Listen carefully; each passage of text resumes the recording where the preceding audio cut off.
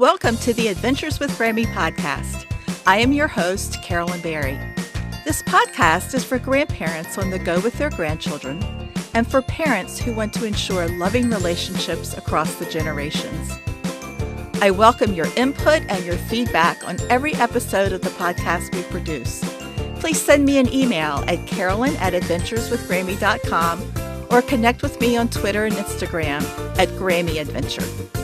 Please follow or subscribe to my podcast. It's free, so you won't miss an episode, and ask your family and friends to do the same. You can subscribe to the monthly newsletter by visiting my website, adventureswithgrammy.com, and clicking the newsletter sign-up link. My guest today is Tess Cox, who is a physician's assistant with a practice in Norfolk, Virginia, affiliated with the Children's Hospital of the King's Daughters.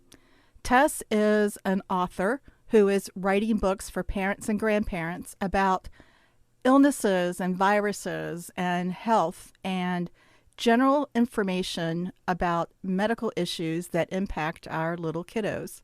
Today, she's going to talk about some of the common things that children encounter and help parents decide when is the best time to contact the child's physician. Welcome, Tess, to the podcast. Please introduce yourself to our listeners. Thank you so much, Carolyn. It's great to be here. And hello to all of your listeners. I'm a physician assistant. I practice pediatrics. As of this October, I will have been practicing some form of pediatrics for 40 years. I also have a master's degree in counseling, which I've found to be very helpful as I've been walking with parents through the years. Tell us about your new website and your new endeavor. I have started a new website and will soon be creating a podcast as well to support parents with regards to medical information. And so it's called Simple Medicine for Parents. And the website is simplemedicine.net, net. It's going to provide information that I share on future podcasts, but I'm really going to be concentrating on creating simple, informative courses that parents can listen to on different subjects related to pediatric medicine. The whole reason why I decided to do this is over the last couple of decades of my career, I've just noticed a real change in the base medical knowledge that parents come into the office with. There's been a knowledge gap that's been created.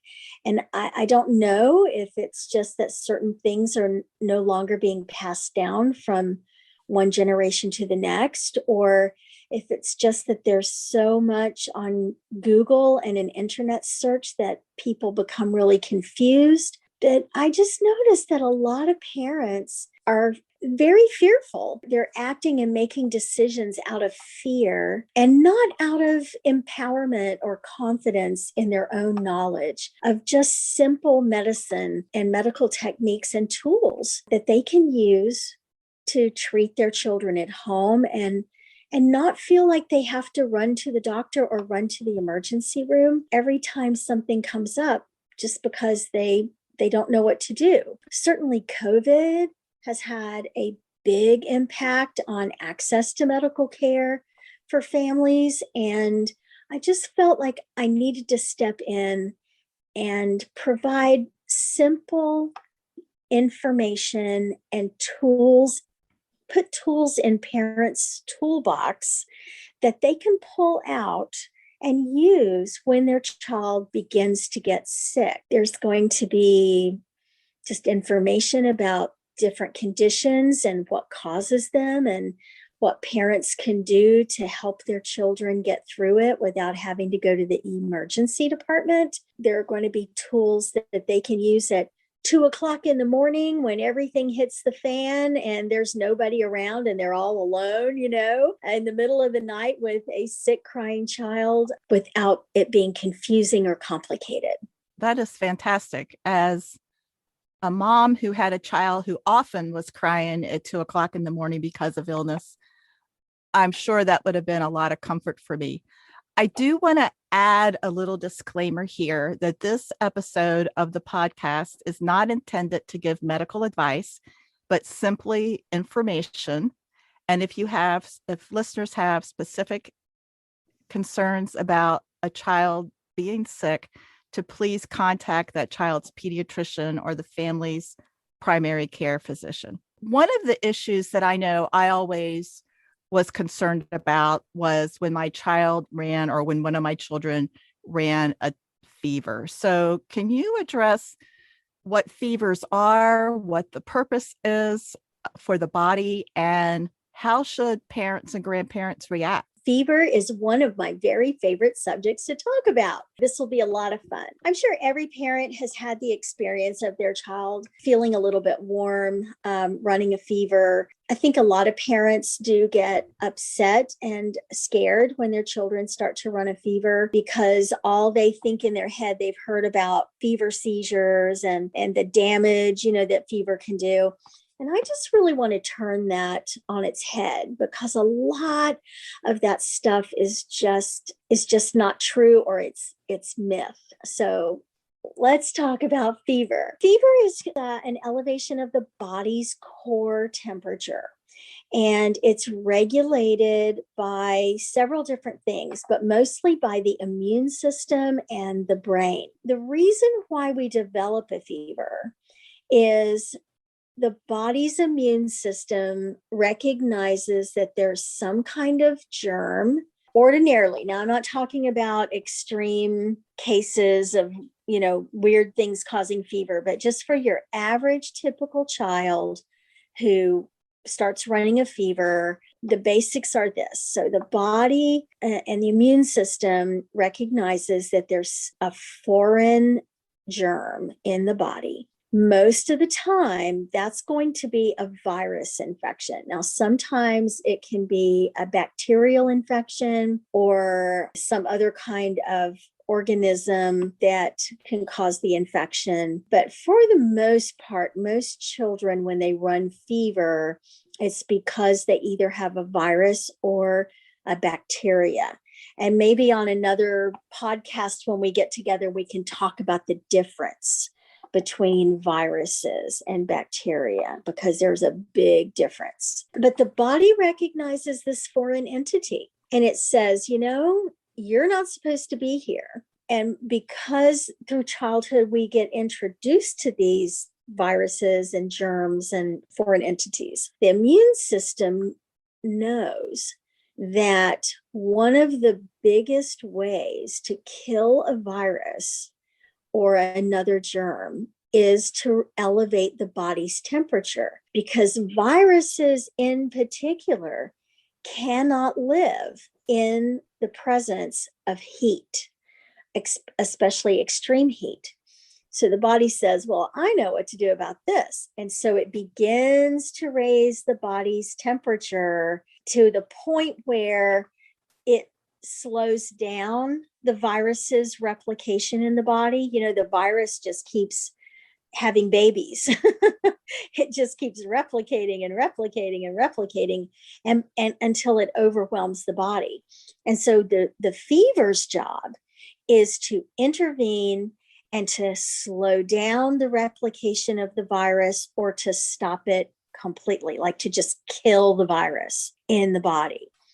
For the most part, when that happens, for viruses, we know it takes about 3 to 4 days to complete that work. So for 99% of viral illnesses that cause us to have a fever, it usually will take anywhere from 3 to 4 days to completely kill the virus, so that viral load, it's what we call viral load, is the number of replicated virus germs that is in our bloodstream, so that viral load begins to decrease or completely drop to zero. And that's why we have a fever. Is there a point or a number that parents should be concerned about? That's a great question. And I get that question every single day because I'm talking to parents about this every day. Technically, fever is defined as 100.4 and above. So 100.4 and above. And the way they came to that number was they literally engaged like tens of thousands of children, babies, children, teens, and adults. And they took their temperature 3 times a day.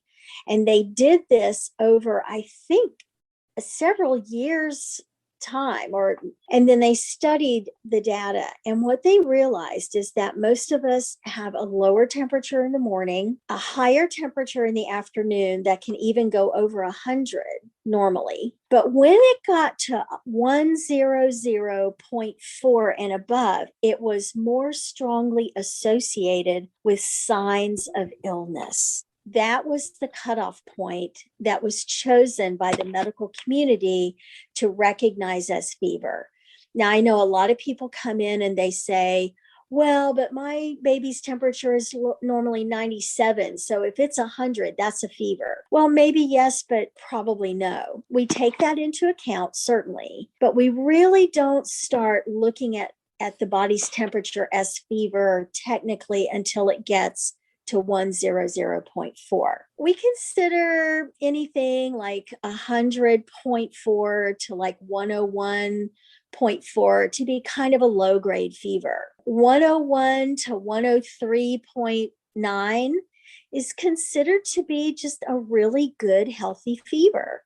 It means your immune system is strong, it's working hard, it's doing its job, killing the germ, whatever it is. And we just consider that to be a good, healthy fever. If your child's temperature starts going over 104, 105, we raise an eyebrow because it's a little bit on the high end.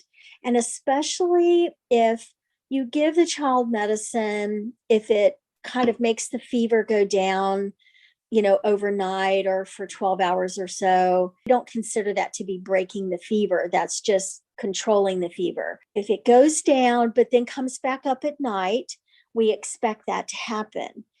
If it's high like that, though, and you give them an anti-fever medicine like ibuprofen or Tylenol, like, Advil or Motrin or Tylenol, and it really doesn't come down very much, and your child seems to be suffering with the fever and it's not really being well controlled, then that's another reason to raise an eyebrow. So normally when kiddos get to that point where you're giving them medicine, but the fever is not responding and they're really suffering, that's when we kind of say, okay, that's a point that maybe somebody should take a look at them. I've had kids sitting on my exam table, because I'm still practicing, sitting at my exam table with a fever of 104.5 and just playing, happy, drinking, peeing, not suffering. They look fabulous. I honestly don't give them anything for the fever because they look great. It's really more about how the child looks rather than the number. So we treat the patient, not the number. And that's kind of the take home there, is really look at your child and say, well, yeah, he's taking more naps, not quite as playful, but he's still drinking and he's still trying to play and he's still eating and he's sleeping okay. You don't have to worry about it. Let's say my child has been running a temperature of 101 for 3 days. And like you said, he's playful and he's got wet diapers. He's eating, he's drinking. That should not be a big concern for me. Right. I would say wait another day or two. Give your child the opportunity, with all of the support that you're giving, give him, his body and the fever, the opportunity to do its job, complete the work, and then the fever will break. As soon as that viral load goes down, or the virus is killed, eradicated from the body, your child's fever will completely dissipate. It'll just go away. Your child will break his own fever when there's no more reason to have fever. The point at which I encourage parents to check in with their pediatrician is if you get to day 4 or 5 and the fever is still kind of roaring, kind of really going strong on day 4 or 5, or if your child starts to look like they're getting worse instead of better, or if the fever is spiking really high and not really responding to the antipyretic, the fever reducing medicine, those are the 3 things that should prompt you to call your pediatrician or, come see me at the pediatric urgent care. Well, that's good advice. It's also comforting when your child is crying to know that you're doing the right thing. Absolutely. And one of the biggest things that we can do to support children's fever and support them when they have a fever that will make them feel so much better is to keep them really well hydrated. I have a little joke. I tell my parents and the patient, if they're old enough to understand me, you need to drink, drink, drink, drink, drink, drink, drink, drink, drink, drink, drink, drink, drink, drink, drink, drink, drink, till you pee out your ears. When you have a fever, you need to drink till you pee out your ears. And if kiddos are maybe fussy or they don't seem to want anything, you can take a syringe. Even with babies, you can take a syringe and just syringe, a teaspoon at a time into their mouth. I mean, they will swallow it. You have to just be really vigilant to just keep pouring in the fluids and keep them having wet diapers. That's the most important thing to help support them. They'll feel better. They won't have as many body aches with fever because fever always produces body aches. It always produces a headache in children. It helps them to treat their headache. And they also lose their appetite when they have fever. And there's a reason for that we can talk about in just a minute. You want to do clear liquids and avoid dairy. They probably won't eat very well, but you can get the fluids into them. And then for older children, you can even do smoothies and stuff like that. But they need to drink till they pee out their ears. It's one of the most important things to do when they've got a fever. My children always used to enjoy popsicles. Sometimes I would buy them from the store, but often I would just make our own with fruit, and the kids enjoyed those. That was like a treat when you were sick. Yeah, that's brilliant. I mean, that's a perfect way to get fluids in. Popsicles, Jell-O is great. Chicken broth or chicken noodle soup, watered down 7-Up or Sprite or ginger ale, watered down sweet tea. So you always want the clear liquids that you're giving to have some sugar in it. You do not want to give anything diet, which is why I also tell parents, even if they're drinking a lot of water, put a little sugar in the water if you want to, because they need the sugar to help them fight the infection. And so they don't get hypoglycemic, because then that's a whole nother ball of wax that's just could cause problems. So they always need something with a little sugar in it. So Pedialyte is really great as well. With loss of appetite, we do recommend, of course, all clear liquids. You want to avoid dairy just because it will curdle. Milk protein kind of curls on the stomach and will make them throw up or give them really bad nausea, which then also makes them not want to eat. So just avoid dairy products. And you also want to avoid anything red. Now, do you know why? No, I don't. Well, think about it now. Okay, if you're taking in stuff that's red, then usually in kiddos, those dyes, they go right through us. So then that means when they come out, they might come out in the urine or they might come out in the stool. So if your child does start maybe even vomiting or having diarrhea, if it comes out red because they've been drinking red Gatorade or red punch, then, or red Kool-Aid or something, we don't know if it's blood. It's going to look like blood. And that is super duper scary. So we just, parents, avoid anything red until their stomach is completely well and they're over the fever. So that way there won't be any confusion. Because that way, if they haven't had anything red and something comes out red, then it probably is blood. So it's just a really great way to not panic. So that's a good point. Thank you. What else do we need to know about fevers? Just that they are self-limited. They have a beginning and an end, and that end is usually 3 to 4 days out. There are some fevers that will cause a rash, a light red rash, and sometimes kids don't get the rash until 24 hours after they break their fever, especially if they have a virus. It's very typical that they would have a rash with the fever, or 24 hours after they break the fever. So that's normal. Fever does cause kiddos have headaches and body aches. They feel miserable. They need extra TLC. So hydration is really important.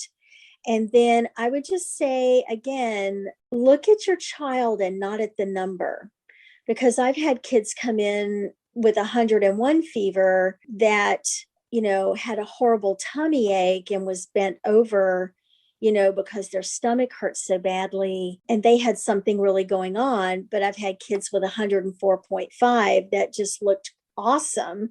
And I didn't even treat it. I just said, just keep giving her fluids. So hydration is important.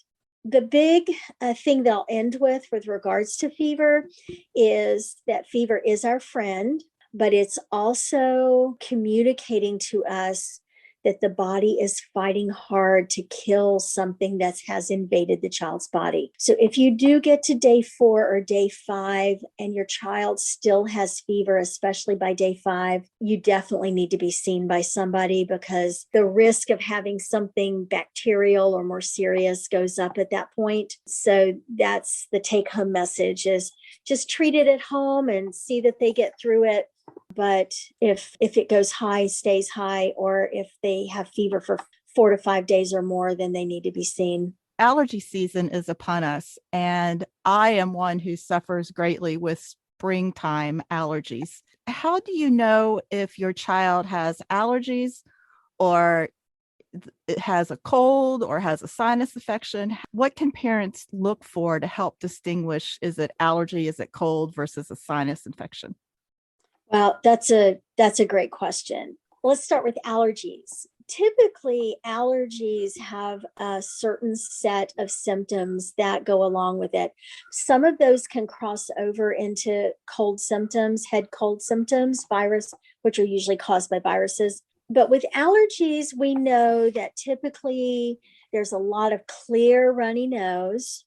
There's a lot of sneezing, there's congestion in the nose, and they can have watery eyes and itchy eyes, a lot of itching around the nose, and sometimes clearing the throat a lot if there's a lot of drainage. But mostly it's clear, runny nose, no fever, no significant cough. The cough that accompanies allergies is generally dry, intermittent, occasional, just sort of clearing your throat, kind of a cough.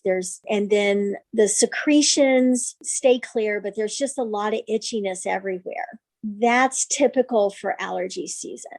Is there anything parents can do at home to treat the allergies, or should they contact the child's pediatrician? I think most pediatricians would say, if you decide to give your child an over-the-counter allergy medicine, like Claritin or Zyrtec or Allegra, because they have the liquid form for children, they would want to just know that you're starting the medicine so they can kind of stay in touch with you about how it's going. And they would tell you, if you're going to start the medicine, you need to stay on it consistently for 2 to 3 weeks to make sure it's working.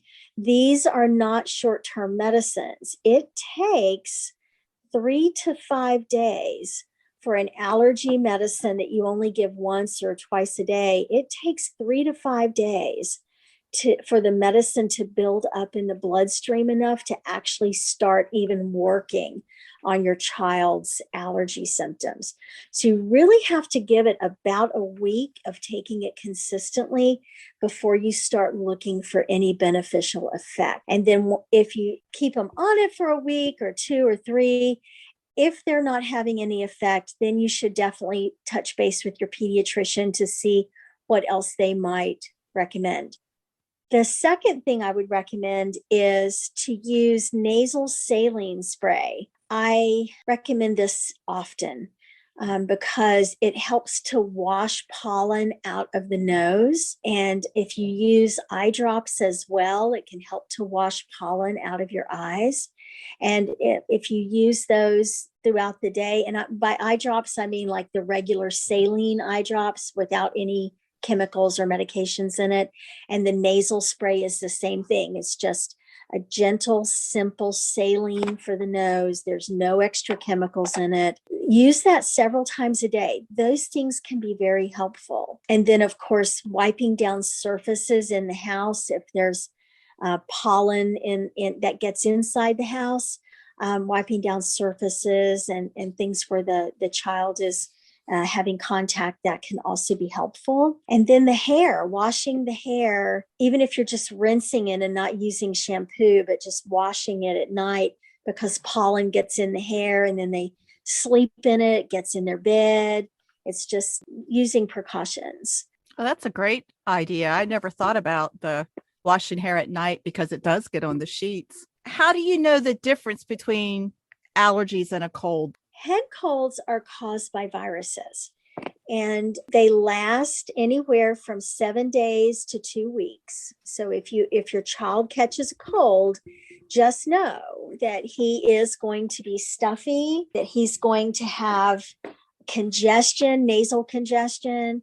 He may have pressure behind the eyes and in the face. He may have a lot of secretions that usually starts out clear, and then it'll go to green and then back to clear as he's getting rid of the cold, as his body is eliminating the virus. Some children will also have a low-grade fever as they begin fighting a cold, which, of course, then if he's got fever, they've got all the associated symptoms that go along with fever as well. Most kids with colds do have a lot of pressure in the face. Their ears can pop. The reason for that is because there's a little tube inside the ear called the eustachian tube that is supposed to drain fluid out of the ear into the back of where the nose is, and into the throat, into the back of the nasal passages. And it also helps to equalize the pressure inside the ear. So when you get a cold, and sometimes it happens with allergies, but mostly it's when you get a cold, everything kind of gets swollen and inflamed and congested, all in the nasal passages. And that also affects the eustachian tube opening. So that can actually swell shut. And that will cause pressure to back up in the ears. Your ears feel like they're all clogged up. They might pop and be painful.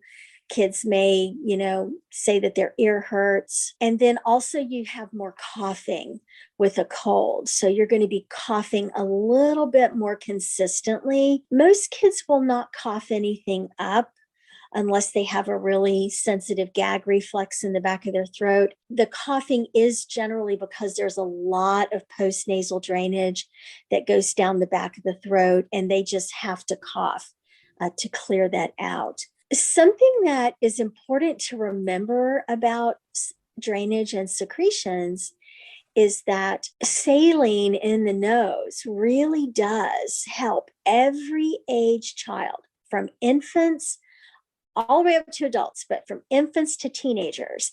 Nasal saline spray used often will get way back in the back of the nose and liquefy and break up all the thick, sticky, gooey phlegm that just gets stuck way in the back of the nose, that then starts draining down the back of the throat. And as it drains down, that mucus, it starts clogging up the airway, and it'll sometimes hit that gag reflex and kids will gag and throw up, or they'll start coughing and they'll cough up the phlegm. And the other reason why we cough is because the body does not want that phlegm to get into the windpipe, the trachea, and go into the lungs.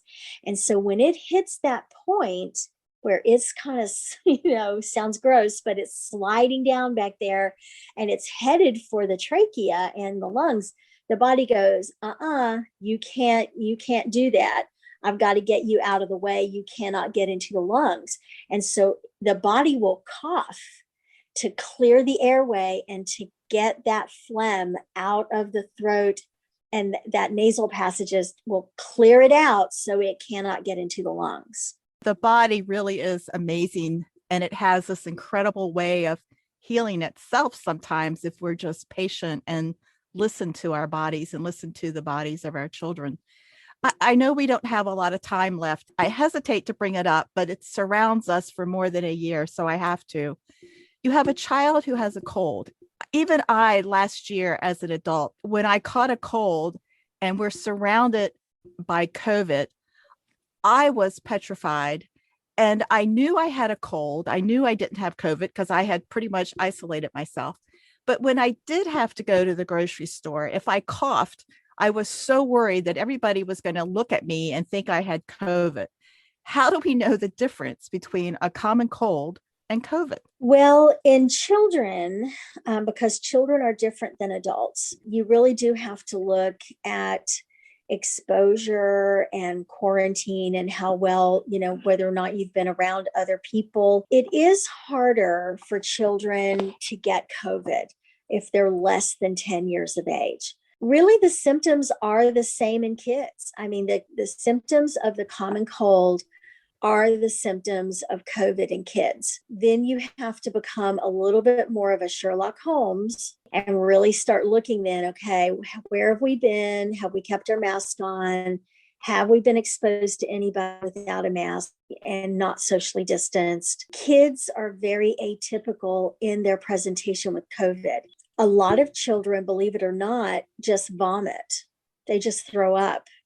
And that's their only symptom that they've got COVID. So it's not just that they've got cold symptoms. Kids get symptoms in almost every system in their bodies. Some kids will just have a headache and body aches, and that's all they get.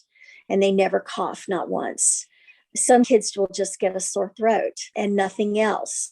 Or they'll just have malaise. They don't feel like playing. They're not playful. Playing is a really big sign for us because we know that kids that are still playful, even though they've got fever or they're sick, they're going to be fine.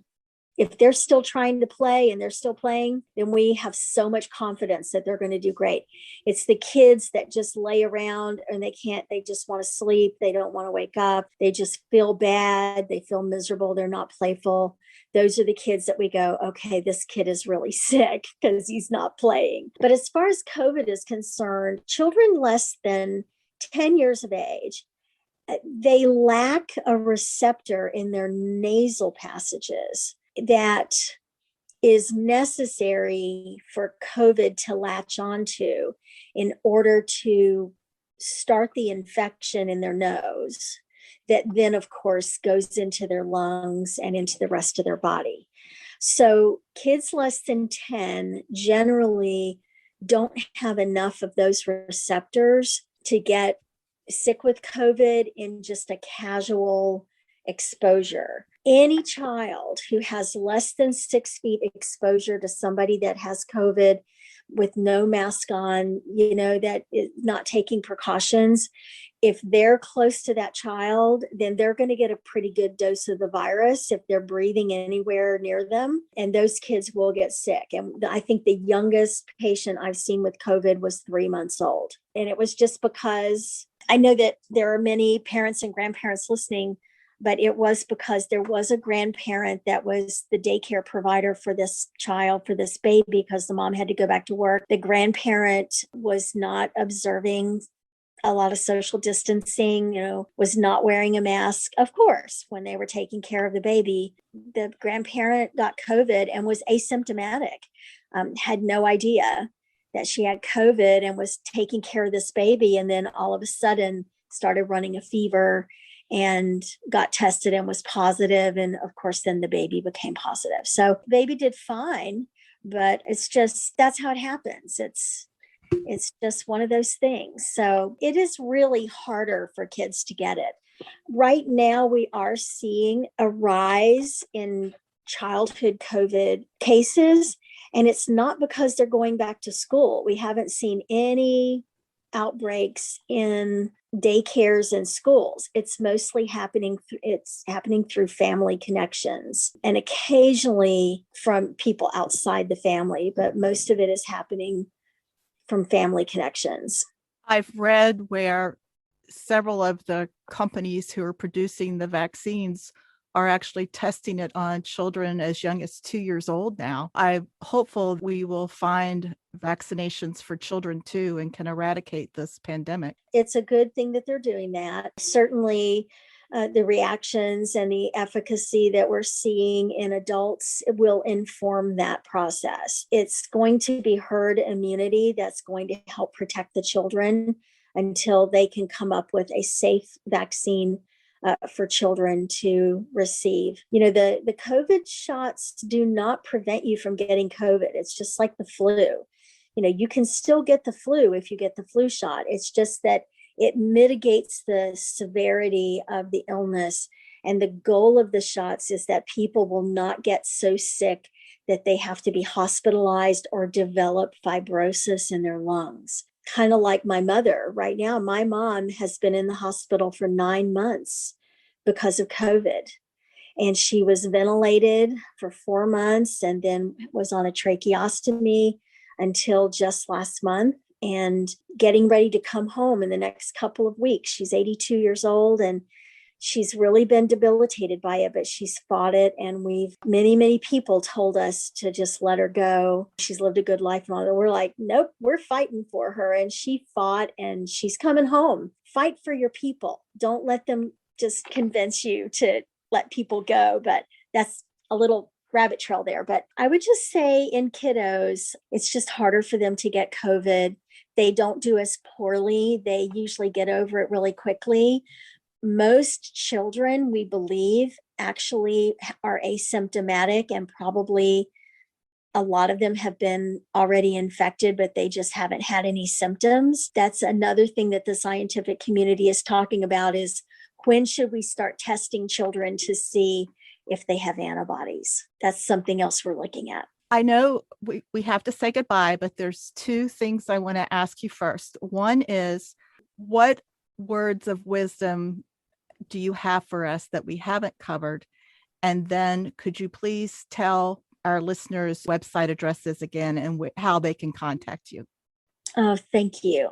One little addition I would make to our conversation about colds is a cold is not a sinus infection. Children less than 6 years of age don't even have sinuses. So it's impossible for them to get a sinus infection before like the first grade or so. After that, they start developing their sinuses in earnest. And then we know that kids have a sinus infection if they've had a cold for at least a week to 10 days.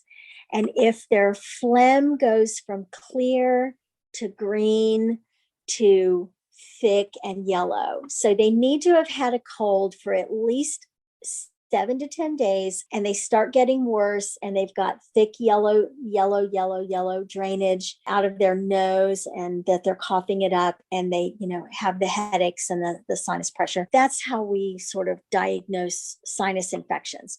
So when your child has a cold, antibiotics do not help because it's viral. If it does turn into a sinus infection, that usually means that a bacteria has taken up house in your sinuses, and that will respond to antibiotics. So we're very careful about not treating colds with antibiotics because that's definitely malpractice and it's the wrong thing to do. And then I just want to encourage everybody. Parents work so hard, and grandparents, when you're taking care of your grandchildren or your children. It's sometimes a thankless job. And so my goal is to put as many tools in your toolbox as I possibly can so that you feel empowered to care for your children and your grandchildren. My website will be done by the end of this week. So I do invite you to come check it out. It's called simplemedicine.net, net. I'll be having some courses on there that you can sign up to take at your leisure eventually. If there's any information that you would like to see on the website or that you would like for me to cover in one of the parent courses that I'm going to be offering, just contact me through the website and I'll be more than happy to cover those topics. Well, Tess, we're certainly looking forward to your website, to your book, to your podcast. And be sure to let me know when that is all up so I can let my listeners know too. So thank you very much. Thank you for having me. I really appreciate it. This was fun.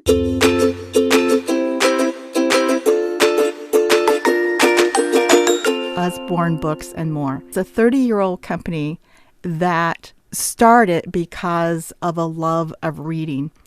The books are educational and are appropriate for children from infancy up to those who enjoy reading middle grade fiction. You won't find these books in big box stores. They only are sold from the sales consultant directly to the consumer. I've known Cassie for a couple of years now, and I enjoy my working relationship with her, and I wanted her to acquaint you with the company in case you have never heard of these incredible books. Usborne wanted the company to appeal to children all through his life. Peter Usborne actually decided to start this company when he found out he was going to be a father. So he wanted it to be long lasting. He wanted it to grow with the child. He wanted books to be interesting and appealing to the child, to where that the books were so great that you even made you want to eat them, which he has pictures of kids babies trying to eat the books. So that's what he wanted. He wanted kids to just gobble up the information, be attracted to them so that they're wanting to read and to be drawn to literacy. I am especially interested in the science books, that science is not scary and that it's all around us, and everything that we do and see and breathe and smell and eat all has a scientific basis. So can you tell us about some of the titles that you have in the science category? Well, the first one that comes to mind is 100 Science Experiments, which of course is great. We have 50 science things to make and do, so that's more of your hands-on stuff. We also have an encyclopedia of science. We also have a box set of science that covers planets and earthquakes and space and storms and hurricanes, weather, astronomy, your body. We also have for the very young ones to start out with, so they don't leave anybody out. We have from 3 years and up. We have my very first science book. They have Look Inside Science, Lift the Flap, answers and questions and answers about science. They really try make a big variety of it. We have science encyclopedia. We even have books on science in the kitchen. They've also recently come out with the biology of bananas, and it will show you discover and learn with 20 experiments. It also includes an experiment for kitchen science.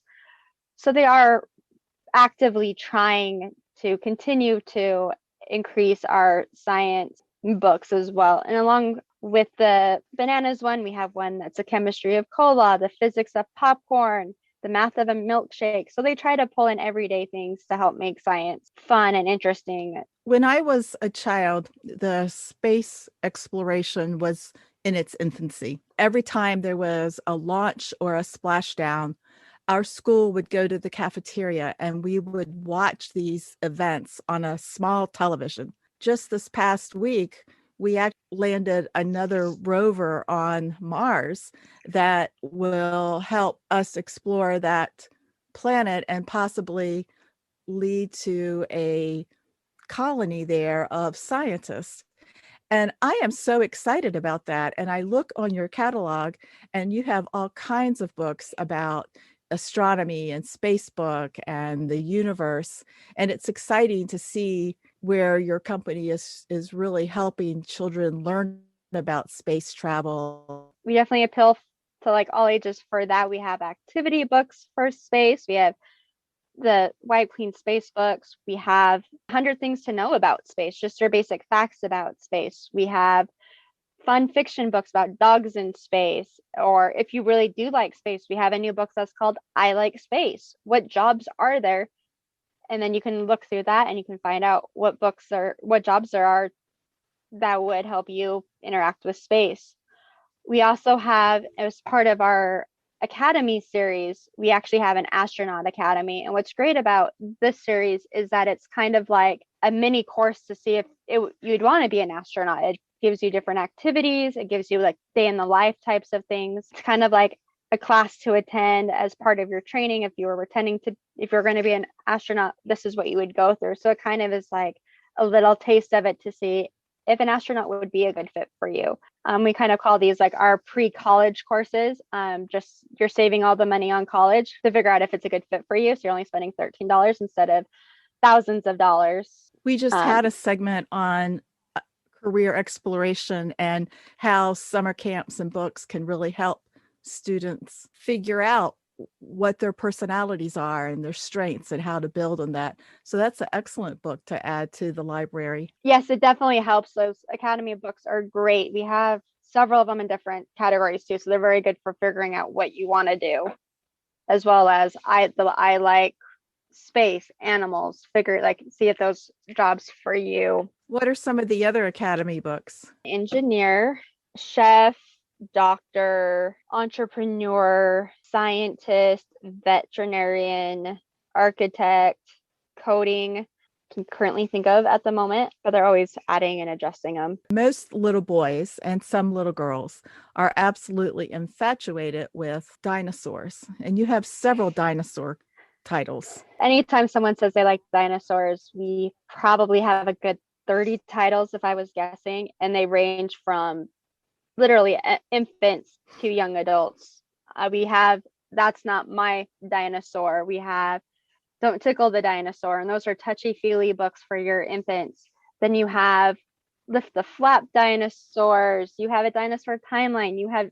We have puzzles, and our puzzles come with books too that talk about the puzzles. We have 100 or 199 dinosaurs books just to list out the different dinosaurs. We have fiction books like Dirty Dinosaur or How to Feed Your Dinosaur. We have fingerprint activities dinosaurs, books where you can use water to paint for dinosaurs. There's sticker books, coloring books. There's such a wide variety that I could go on and on about our dinosaur selection. There's so many, which is great because it appeals to all the ages. It can grow with them. It can just keep them interested all their lives. So what are some of your favorite books? I have several. I really like our series. It started with All Better, and it included 5 reusable sticker band-aids. And I love how reusable these stickers are. Once they lose their stickiness, you rinse them off, you let them dry, and the stickers are good as new. And those ones I like just because you can use them over and over, especially All Better. It started out with band-aids. Kids are always falling and getting hurt, and band-aids always tend to make it better. I also like the very first question and answers. We have a great one, especially for this past year, like what are germs, or what's a potty for? Why do things die? It answers all of those never-ending questions that kids have. Like what is a star? And that's one of my favorite ones because it shows you what a star looks like from here on Earth. Like it just looks like a normal shaped star, but then you lift the flaps and it actually shows you the big ball of fire or gas. I also like our Nibbles series with being the book monster. My kids really enjoy that. We have the plush that goes with it and they chase each other around the house with it. I also enjoy Don't Tickle series because it combines the fun sounds with the touchy-feely. I also adore our music books that play Mozart or calming music We have Seasons and Nutcracker. I just love sounds and books put together, and it's a great fit. Our illustrated originals are gorgeous with their illustrations and their stories. There's so many good things in Usborne. It's really hard just to narrow it down, but those are some of my top favorites. I like the fact that you have like there's a French word book, and you actually have links where you can hear a native speaker speak the words and phrases. A lot of our books have what we call internet resources. So if you ever see our titles, it has an IR behind it, means internet resources, which means that they have extra stuff that you can read for them. Some of them have QR codes too, as well, that will take you to someone reading you those French words. Our phonics books that have the QR codes will actually read the book to the child as well. Usborne, so their whole mission is that the education of our children depend on us now. Children are our future.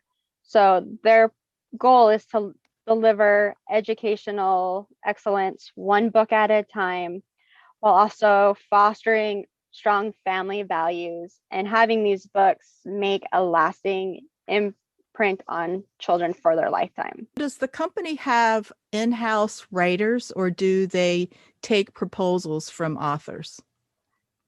The US has Usborne, which is its own thing, plus Kane Miller.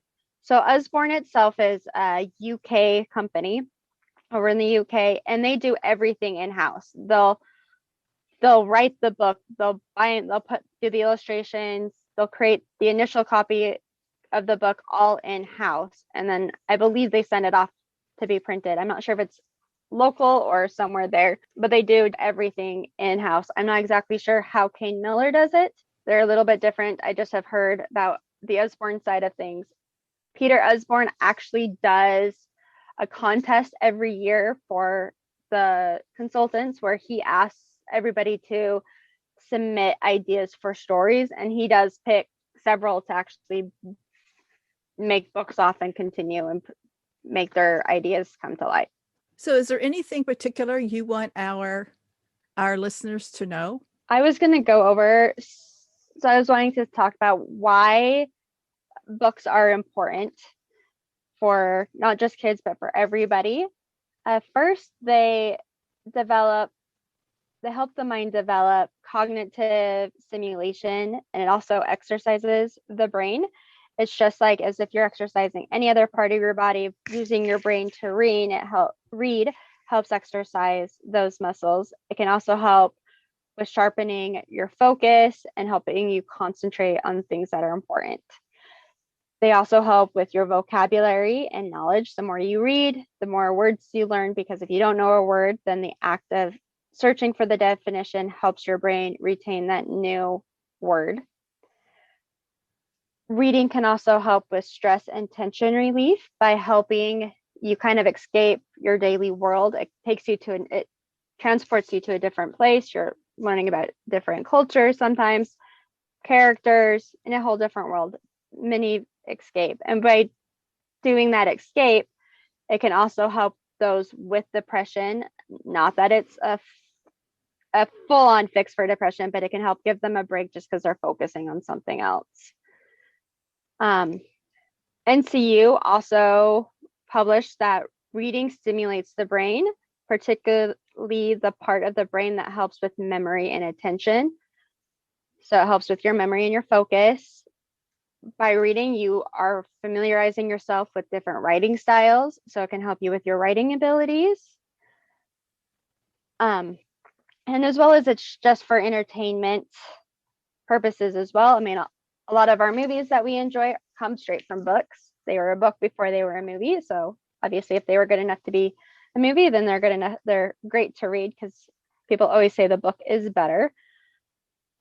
And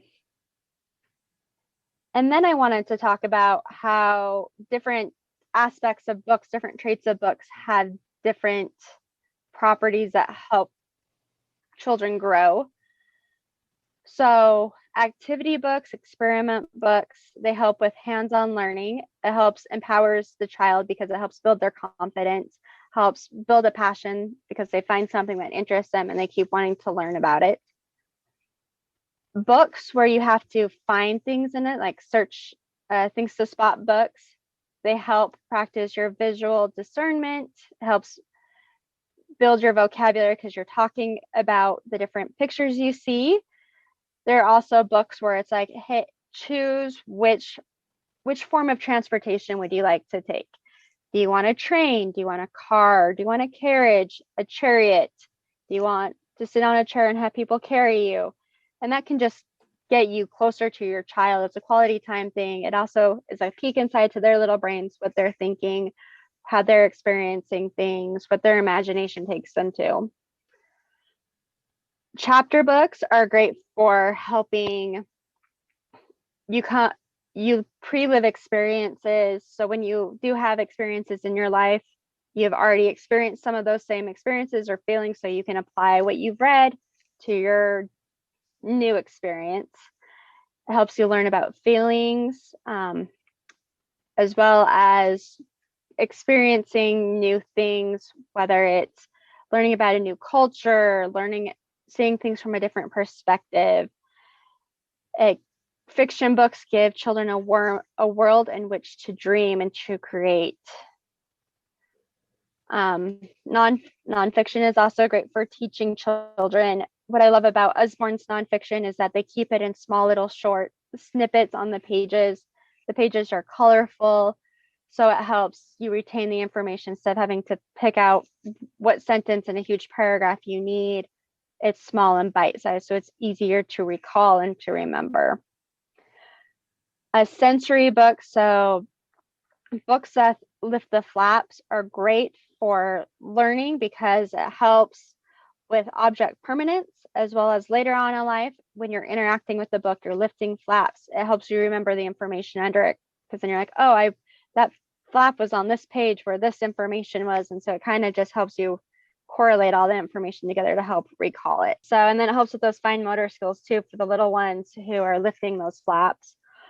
Or our sticker books are great for creativity as well as those fine motor skills. Or if it's a page where you're trying to find a specific sticker to go on that page, it's problem solving. White clean books are great too, because it builds your skills from repetition. You're told to, keep practicing until you get it. That's what our white clean books are. It's practicing. It's a worksheet you can do over and over. It's great for those little ones who are just learning to use pencils, and it helps with their pencil grips and getting comfortable with writing and just moving the writing utensil across the page. As well as rhyming books, phonics books, they help with putting the same sounds together, rhyming, the sing-song type of reading. It encourages reading with expression. Children really do well with repetition too. It helps them with repetition, then they start learning the words and then they get more confident. And then with rhyming too, the children can anticipate what word is going to come next. So it helps get their critical thinking skills working too. And then step-by-step instructions, it helps teaches them to follow directions. We're always asking children to do things, and instruction books, step-by-step drawing books, science experiments, it just teaches their skills. Again, following directions. It can also, if it's an activity you guys can do together, then it can also build quality time and help build your relationships with the child as well. I hope you have enjoyed today's episode of the Adventures with Grammy podcast. You will find the links to our guests and the topics we discussed in this episode's show notes. If you would like to be a guest, or if you know someone who would be an awesome guest, please connect with me at Carolyn@adventureswithgrammy.com.